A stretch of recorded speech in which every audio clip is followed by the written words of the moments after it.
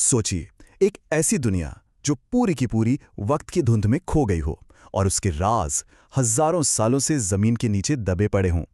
आज हम मिलकर उसी खोई हुई दुनिया के रहस्यों से पर्दा उठाने वाले हैं। तो चलिए एक लंबा सफर करते हैं टाइम में पीछे।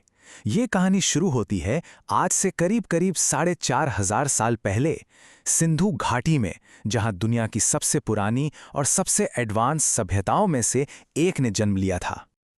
और यही तो सबसे बड़ा सवाल है जो हमें सीधा हड़प्पा सभ्यता के दरवाजे पर ले आता है। सोचिए, एक ऐसी सिविलाइजेशन जिसने ऐसे शहर बनाए जो अपने वक्त से मीलों आगे थे, और फिर अचानक जैसे हवा में गायब हो गए। चलिए इसी रहस्य को आज समझते हैं। तो सवाल यह है कि आखिर इन शहरों में ऐसा क्या खास था? जवाब है उनकी प्लानिंग। एक जैसी और इतनी जबरदस्त प्लानिंग कि आज के मॉडर्न सिटी प्लानर्स भी देखकर हैरान रह जाते हैं। देखिए, हड़प्पा के ज्यादातर शहर मोटे तौर पर दो हिस्सों में बटे होते थे। एक था ऊपरी हिस्सा जिसे गढ़ी या सिटाडेल कहते हैं। ये ऊंचाई पर होता था और शायद यहाँ शासक वर्ग रहता था और बड़ी बड़ी पब्लिक बिल्डिंग्स होती थीं। और फिर था निचला शहर जो ज्यादा बड़ा था और यहाँ आम लोग रहते थे। मतलब ये बनावट ही उनके ऑर्गेनाइज समाज की कहानी कहती है।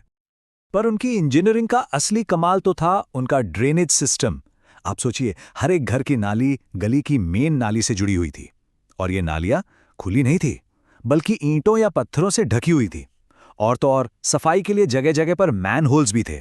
हजारों साल पहले साफ सफाई का इतना ध्यान, ये दिखाता है कि वो लोग अपनी सोच में कितना आगे थे। तो कुल मिलाकर देखें तो ये कमाल की बातें लगभग हर हड़प्पा शहर में थी। सीधी चौड़ी सड़कें जो एक दूसरे को 90 डिग्री पर काटती थीं, मतलब एक परफेक्ट ग्रिड पैटर्न।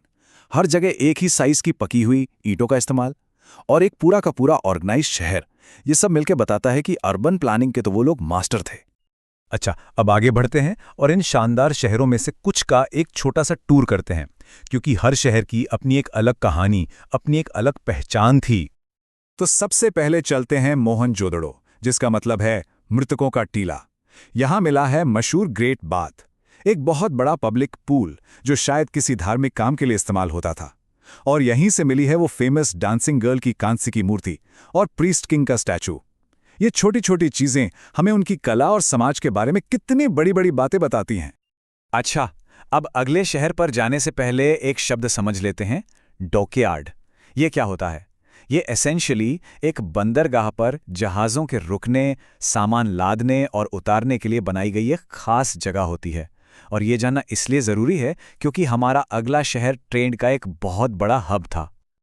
और यही शब्द हमें सीधा ले जाता है लोथल।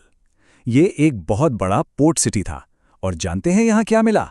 दुनिया का सबसे पुराना माना जाने वाला डॉकयार्ड। ये एक जीता जागता सबूत है कि हड़प्पा सभ्यता का समुद्री व्यापार मेसोपोटामिया यानी आज के इराक तक फैला हुआ था। और कहानी यहीं खत्म नहीं होती। धौलावीरा को देखिए, यह शहर अपने जबरदस्त वाटर मैनेजमेंट सिस्टम और बड़े बड़े जलाशयों के लिए फेमस था। वहीं दूसरी तरफ कारीबंगन में दुनिया के सबसे पुराने जूते हुए खेत के सबूत मिले हैं। और तो और यहां मिली अग्निवेदियां शायद उनके धार्मिक रीति रिवाजों की तरफ इशारा करती हैं। और एक और मजेदार बात, हाल की खोजों से पता चला है कि राखीगढ़ी अब तक का खोजा गया इस सभ्यता का सबसे बड़ा शहर है। जी हां, हड़प्पा और मोहनजोदड़ो से भी बड़ा। इससे ये साफ पता चलता है कि हम आज भी इस महान सभ्यता को लगातार और बेहतर तरीके से समझ रहे हैं। तो ये शहर तो वाकई लाजवाब थे, इसमें कोई शक नहीं। लेकिन इनमें रहने वाले लोग कैसे थे? क्या काम करते थे वो? और उन्होंने अपने पीछे ऐसा कौन सा बड़ा राज छोड़ा है जो आज तक एक पहेली बना हुआ है? चलिए अब ये जानते हैं। देखिए, ये शहर एकदम जिंदा थे, लोगों से भरे हुए। यहाँ क्राफ्ट्समैन थे जो कमाल के मनके और धातु की चीजें बनाते थे। व्यापारी और सौदागर थे जो दूर दूर तक सामान ले जाते और लाते थे। किसान थे जो खेतों में गेहूं और जौ उगाते थे। मतलब एक पूरी हलचल भरी शहरी जिंदगी थी। और ये सब मुमकिन होता था उनके जबरदस्त ट्रेड नेटवर्क की वजह से। सोचिए, वो लोग तांबे के लिए राजस्थान जाते थे, सोने के लिए कर्नाटक और टिन जैसी कीमती चीजों के लिए तो अफगानिस्तान तक से कच्चा माल मंगवाते थे।